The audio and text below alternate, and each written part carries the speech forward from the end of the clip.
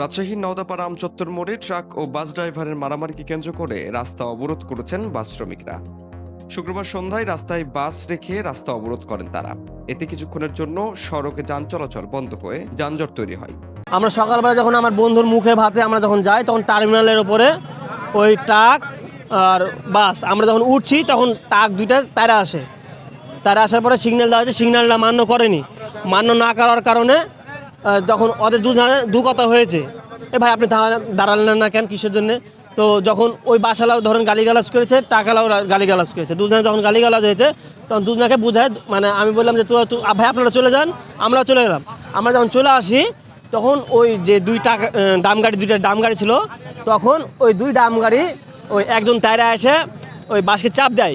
চাপ দেওয়ার পরে কাঠ দিয়ে তার মাথায় মারে ডাম গাড়ি। তখন মারে ওই সাথে সাথে টানে চলে যায়। আর পিছে যে ডাম গাড়িটা ছিল সেই ডাম গাড়িকে আবার ধরা হয়। ধরার পরে তোর ড্রাইভারকে আমি ডাক দিই। তো আমি বলছি যে ড্রাইভারকে আমি ডাক দিতে পারবো না। তো ওখানে ধরাধরি হলো যে ড্রাইভারকে ডাক দিতে, মানুষজন ছিল সবলাই আমরা চলে গেলাম।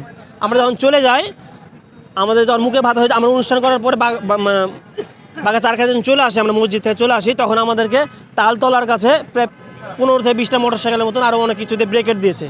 দিয়ে ড্রাইভারকে ধরে নামাচ্ছে যে আপনারা কেউ নামবেন না, আমাদেরকে ছিকলি লাগাই দিয়েছে। বাসে ছিকলি লাগাই দিয়েছে, তখন ওকে প্রায় 25-30 জন মিলে ওকে মারছে।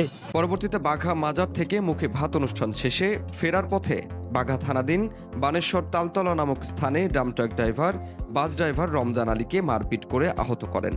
আমাদেরকে মারেছিল, এর জন্যই আমরা গাড়ি বন্ধ করে দিয়েছিলাম। জি জি, আমাদেরই সব ছেলেপিলে সব বন্ধ করাইছে। পরিস্থিতি এখন তো আমরা জানিনি। এখন গাড়ি তো বড় ভাইরা এসে তো তুলে দিল। এরপর রমজান আলী বাস নিয়ে আমচত্বর মোড়ে এসে রাস্তায় বাস রেখে অবরোধ করেন। পরে বাস ড্রাইভার রজব আলীকে চিকিৎসার জন্য রাজশাহী মেডিকেল কলেজ হাসপাতালে নেওয়া হয়। ঘটনাস্থলে পুলিশ গিয়ে পরিস্থিতি নিয়ন্ত্রণে আনে।